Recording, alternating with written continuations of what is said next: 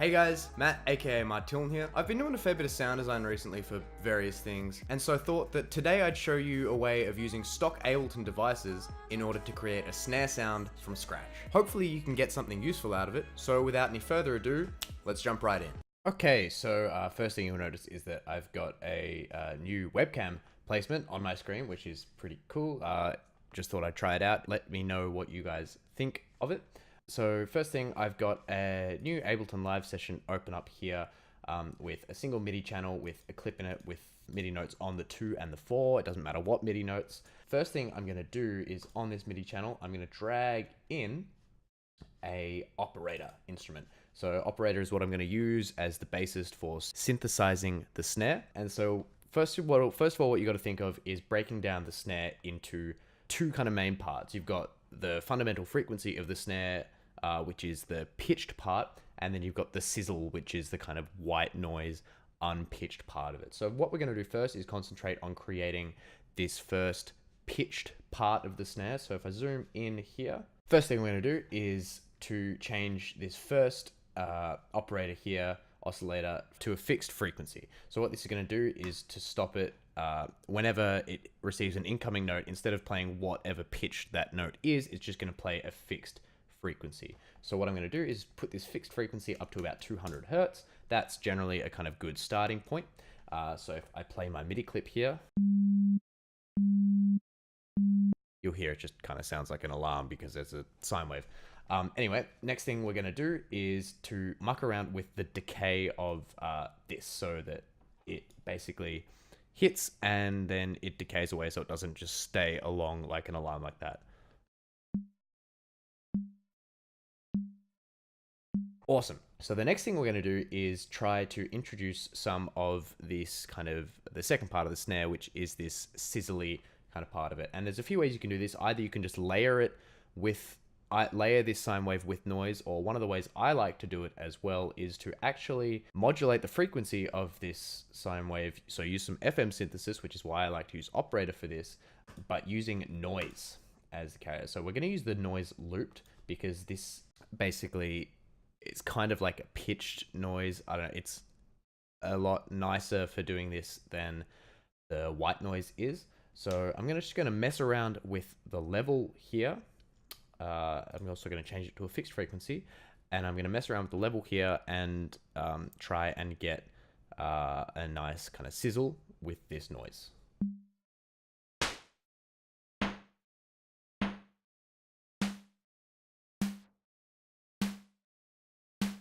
So now that I've got a kind of level that I like, what I'm going to do is change this frequency around so that now this is where the kind of pitched aspect of the looped noise comes into it. So I'm just mucking around with these three knobs until I get something that I like the sound of.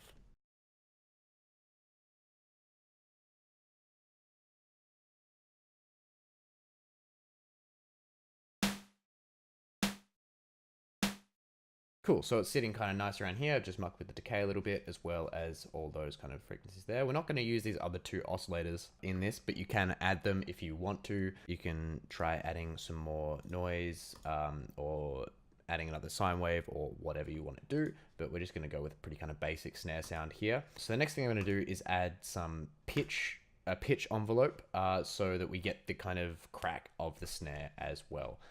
So I'm going to drag up this pitch envelope to 100% and play around with the decay here.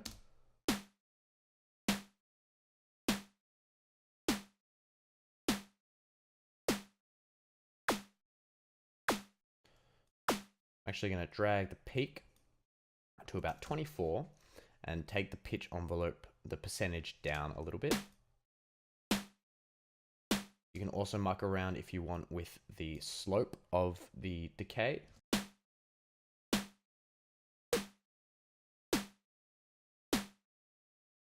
Generally 100% is pretty good though. I'm just going to change the decay a little bit more. Cool, that's sounding pretty nice for the moment. Next thing I want to do is just add a little bit of a shaper here. I'm just going to add a soft shaper just to give it a little bit more drive.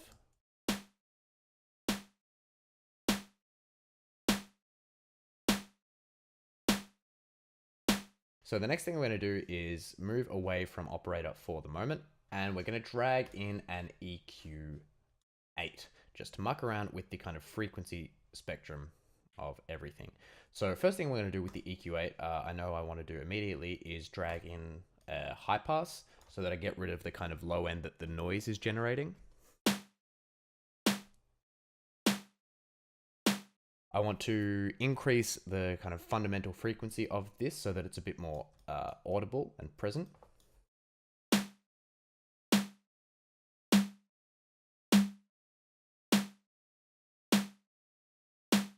And then I'm going to mess around with subtracting some of the higher frequencies here to try and clean up the sound a little bit more.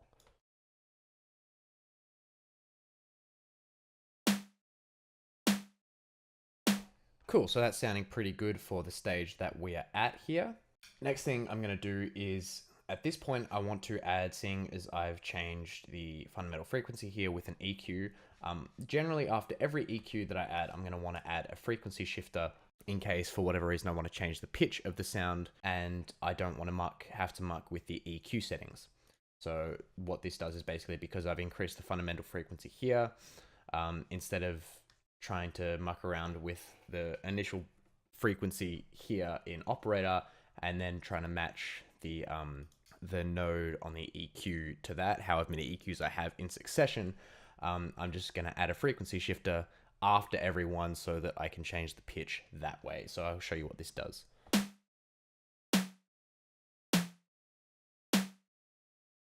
So it's a good way to kind of pitch your snare. You can do this with snare samples as well. It's a great way to try and pitch your snares to your track. So the next thing I want to do is add a little bit of drive to this. So just to kind of stop it from going crazy, I'm going to add a limiter at the end, and then I'm going to drag in an overdrive after the frequency shifter. I'm going to group it, and then I'm going to do a kind of bit of a parallel processing with an overdrive here, drag the dry wet up to 100%. I'll zoom in so you can see this a little bit better. And what this is going to do is send the signal through both the dry chain here with no effects on it and the chain with the overdrive on it as well. And so I'm just going to muck around here, try and get some nice high-end, crispy high-end into the snare using this parallel overdrive.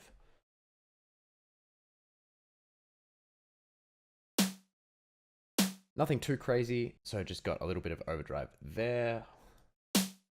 Maybe give it some more drive or less drive even.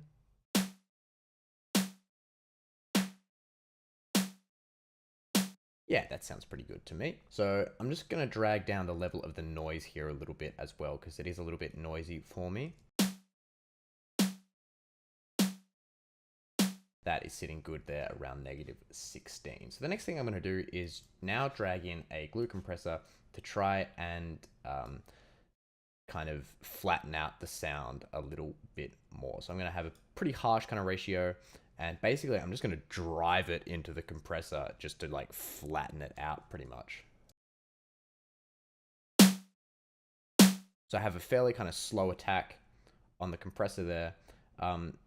In order so that the kind of pitched part of it, the peaky part of the snare goes through, and then everything else is kind of compressed, and then I'm all just slamming it into the soft clipping of the glue compressor.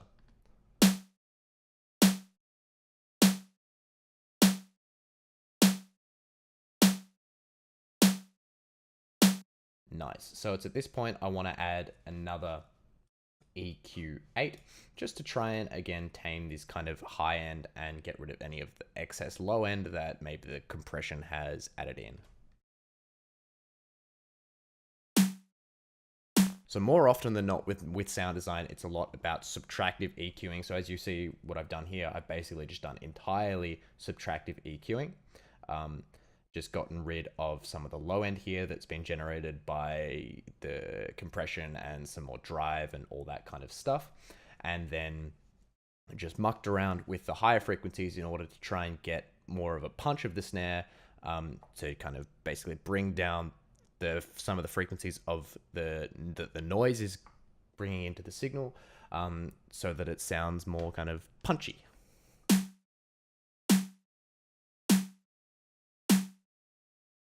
As well at this point, is if you want, you can also Just drag down the level of this fundamental frequency.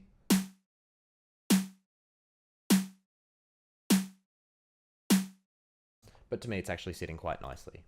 Now, at this point, it's all pretty much just about personal preference. So this is what we've got at the moment. You can hear it's kind of getting there. So what is the next thing I'd do? I would probably add some saturation next. And just, it's great to just use Ableton's presets as well. So for example, I might use this mid-range fattener preset. Drag down the dry wet a little bit.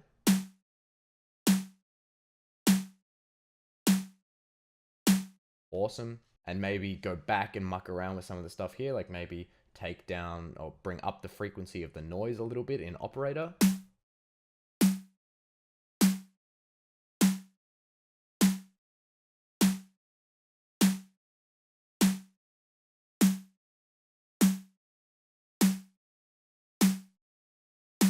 Like there, sounds kind of cool. There's this little bit of high-pitched, kind of almost ring modulating stuff going on, but that can be fixed. Or some people might like that, I don't know. And then maybe in here with the overdrive, if I want to bring in an auto filter, give it some more kind of high end.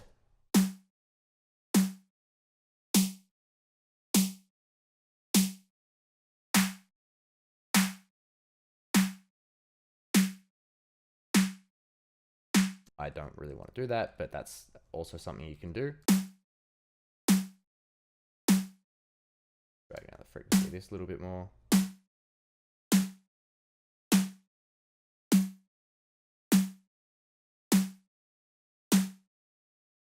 Cool.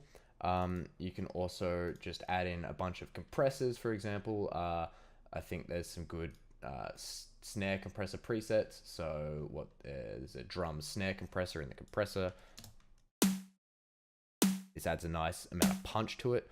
So you can just drag down or drag up the threshold so it's not hitting it incredibly hard.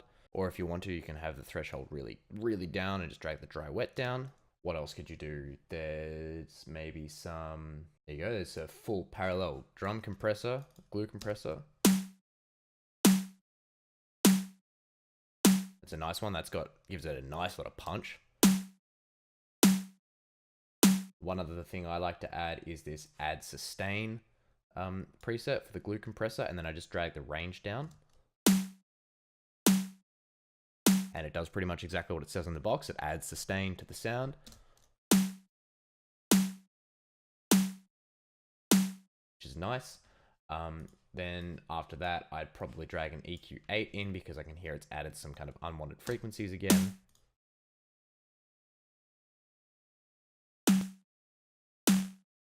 And if you wanted to, maybe you could just add like there's this restore punch preset, the multiband dynamics, if you wanted to give it some more punch.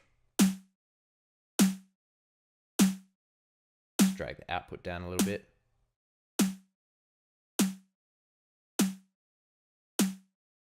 It's not really doing a whole lot for me, but maybe I drag the amount down a little bit. Or maybe I put this before the add sustain. That sounds nicer. And it's at this point as well where if I wanted to change the frequency of the sound, I'd put it just pre the limiter here. So change the pitch of the snare.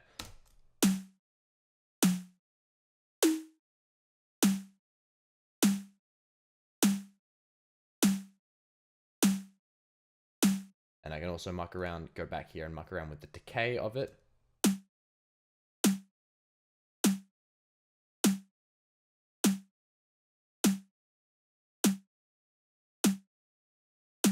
Depending on how long I want the sound to be. I could also add some reverb to it.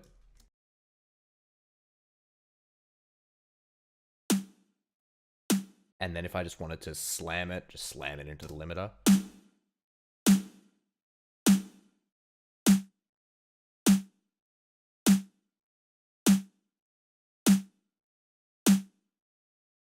And honestly, that's a pretty good sounding snare there. I think I would use that in a track, or at least, yeah, use it in the start of a track. It's kind of like dubsteppy, electro, and using only stock Ableton devices. That's it for this video. I hope you enjoyed it and learned some cool things along the way to help you out with your own sound design endeavors. I'll be putting the snare sound I made in this video up for download on my Patreon, so if you're interested in giving it a download, head over and support me on there. There's a link down in the description. If you're interested in more sound design videos like this one, make sure to leave a comment and let me know, and I'll make sure to do a bunch more future videos like this. As always, please make sure to like, comment, and subscribe if you haven't already. Thanks so much for watching. My name is Martiln, and I'll see you in the next video.